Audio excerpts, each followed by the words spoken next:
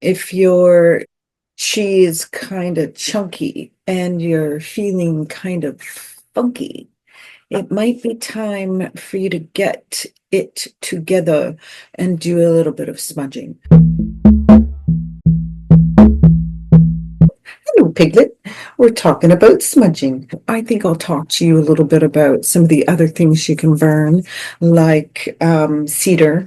Cedar is also a mainstay in a lot of smudging for a number of reasons. It's considered masculine, I believe, from how I'm reading its energies, and it does help support new beginnings and new blessings. Like this very nourishing, strong spirit that's able to cleanse so much off of not only the environment, but sort of all the layers of our soul and our spirit and our psyche and all the rest of it. It's quite something. You can find it almost anywhere.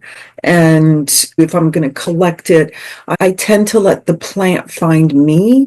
If I feel it's like this very interesting thing that happens when I'm trying to come upon smudging materials. I'll kind of catch wind of it, weeks ahead of time, almost like spirits preparing me. And then events will conspire in such a way that it just either literally, falls or um, someone offers or however it works. I'm just at a place where there's a bounty of it and the spirits are speaking to me basically like they're offering it to me. So I have a very interesting approach to what I collect, what I burn, what I bundle, and why. Any kind of prayer brings health. It can support health too. So it's like nourishing, basically. I believe that cedar's nourishing. When you light cedar, it can spark quite a bit because of the oils. Like the white sages don't have as much oils in them; they're a little more dry. But the evergreens definitely hold quite a bit of oil, so you can hear it crackle right off the bat. So this one for sure you want to have something ready. Like this is a cast iron pot, so it can take a lot of heat and it's standing on legs. So even if I had something extremely hot in here, it wouldn't get too out of hand too quickly. Sometimes there's no burn and other times you're burning and you're, hoping it's not exploding around you.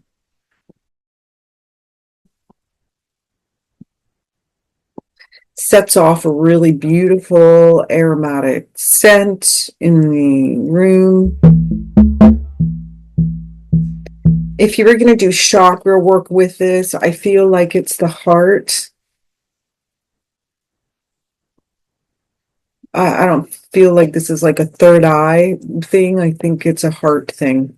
I think it's a nourishment bringing back to you health and abundance.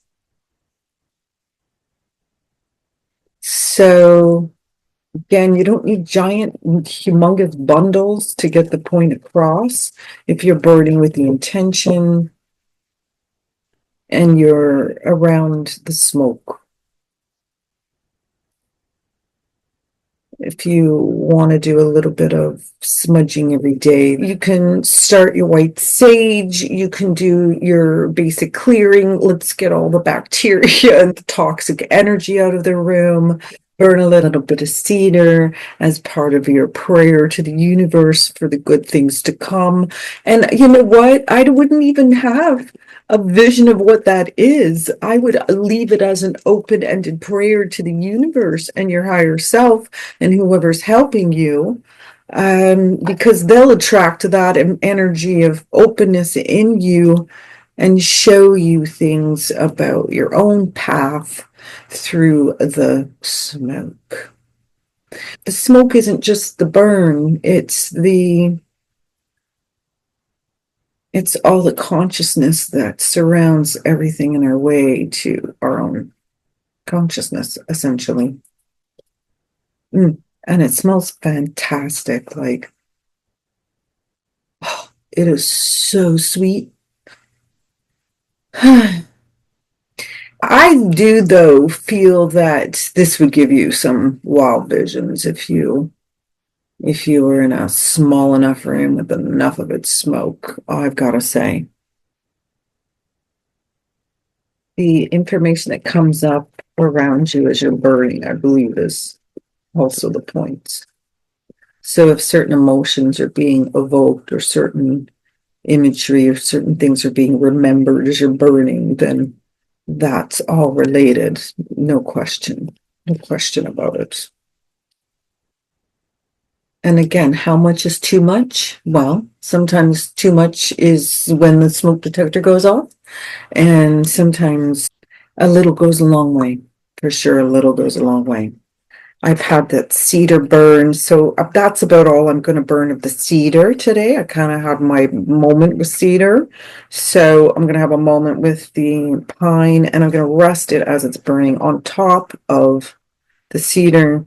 If the heat from the pine burns off the rest of the cedar, then I'm going to take that as more blessings. Yeah, I'm going to take that as more blessings, more blessings.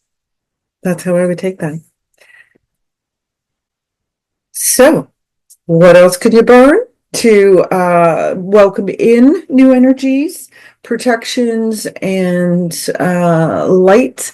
If you want to, yeah, so if you're looking to lift your mood, okay, now you've cleared the whole house, all the funky chi is gone, you're feeling better, you've done a little bit of blessing, you've brought in some sweet gratitudes and some open-ended ideas and possibilities, hopefully, in the way you burned your cedar or your pine. So now part of why you burn the evergreens, the cedars and the pines is to condition your space to bring it back. It's got its own way of doing things, even with your limited understanding of it. So approach it with the sweet gratitude you would have if you really knew. Okay, so honestly, this is so warm on bare, like, wow, that kind of burned me picking it up. All of this is still burning. I'm going to say something's burning free today. That's my little intro. Burn responsibly. So thanks for coming into my channel to watch me tell you about sage and how to burn safely. Definitely stay safe with the burn.